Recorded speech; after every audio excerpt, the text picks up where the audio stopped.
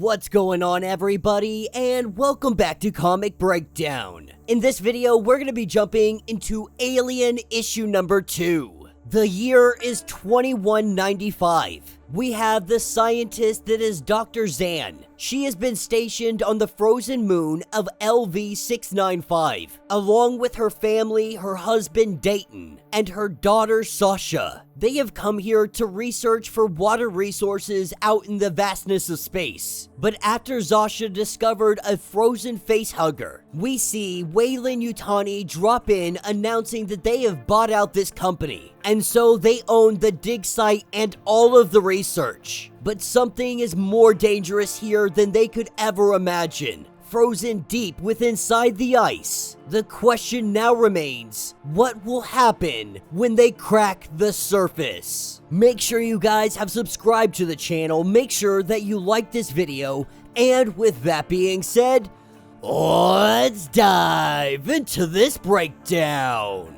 Alright gang, so as we dive into this issue, we are picking up with the Weyland-Yutani crew. Right now, they are trying to investigate everything that they have been doing on this moon. As they prepare the drill, they begin to break the surface. As the drill activates and makes its way into the ground, we see that something goes horribly wrong. That is because of the acid. It is eating away at the drill, it is eating away at everything on this surface. As the ice begins to collapse, that is when a giant cavern is revealed, with the equipment and some of the crew being stuck down there. What we also see are the Xenomorphs, dozens upon dozens of them that have been frozen down in this ice. The leader of the crew tells everybody to get out of there and get out of there now, that they must go, they must run. While these Xenomorphs are still technically frozen, they want to get everybody out of here before these things begin to thaw out. Loading up all the personnel and hightailing it out of here, they head back to the main base. Now, while most of the crew don't know what they were looking at, the guy in charge does know what these are. He knows that they are called Xenomorphs, an alien organism. He has seen these in classified studies, but he has never seen them in the field. He does know what they are capable of,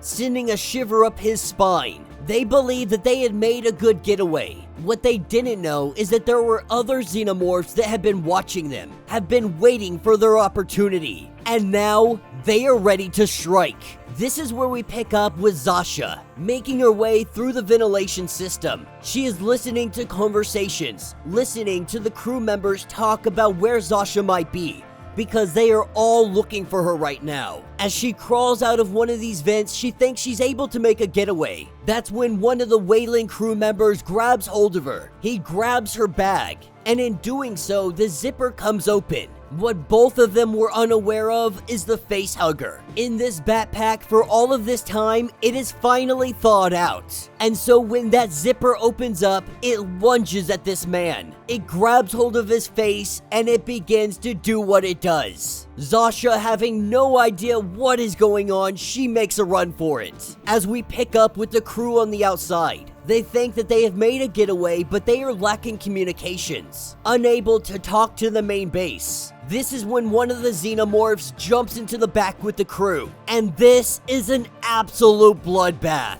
As the crew is being torn apart, back at main base they see an explosion, but they are too far out to tell what is truly going on. As we get small glimpses of the destruction that these Xenomorphs are causing on the outside, the trucks have flipped over.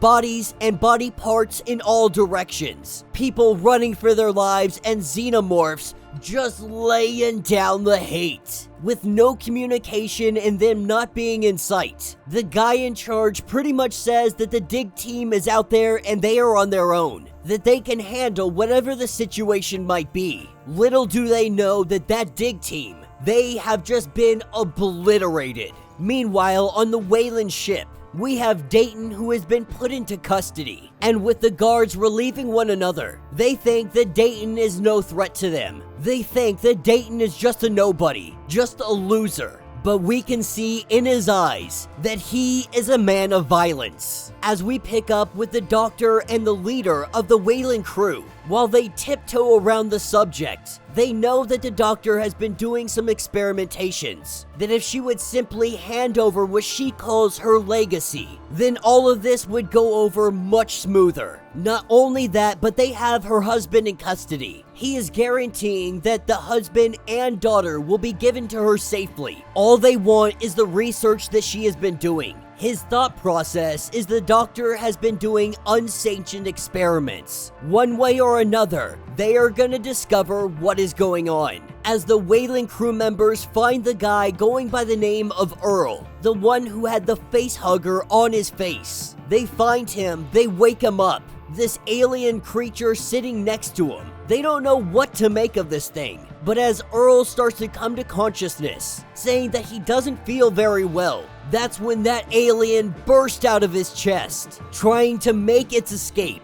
This is when one of the crew members gets attacked by it, opening fire on this little alien, accidentally hitting some flammable containers. We see the combustion. All over this laboratory, there are explosions. And these explosions catch the attention of the Xenomorphs on the outside. And now all of those Xenomorphs that had been uncovered, moving as an entire horde, they are coming for the laboratory. And that will be the end of this issue. So let me know what you guys think down in the comments. This is another comic that is relatively self-explanatory. There's not much detail that I can give you that the comic itself did not tell. This plays exactly like most alien stories do. Most of the crew has no idea what a Xenomorph is, while there are a select few individuals that do know. By the time that they are uncovered, by the time that it is discovered, it is already too late. The Xenomorphs already killing dozens of individuals, a huge explosion in the laboratory, and now it is a matter of survival. Now it is a matter of getting back to that Weyland ship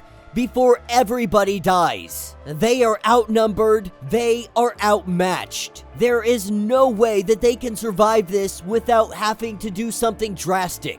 One thing is for certain, many more people are going to die. The Xenomorphs are going to take over this laboratory. Just another example of Weyland-Yutani's arrogance and hubris. Another site, another incident that must or will be covered up. But as we have seen time and time again, this will not stop them from trying to exploit them, trying to use the Xenomorphs in some kind of way or fashion. And it will come at the cost of every soul on this moon. So let me know your thoughts, let me know your theories. If you would like to get completely caught up on everything going on with this story, be sure to check out the link in my description as well as the top of this video. It will get you completely caught up on everything that has happened thus far. If you would like to support the channel, you can always do so by joining the channel membership. Much like Patreon, having multiple different tiers, from $1 to $50. From loyalty badges to comics every single month. Not only are you helping out the channel tremendously, but you are getting tons of perks in the process. Now, if you are unable to do this, do me a favor, subscribe to the channel, like this video, hit that notification bell, and with that being said, until the next breakdown.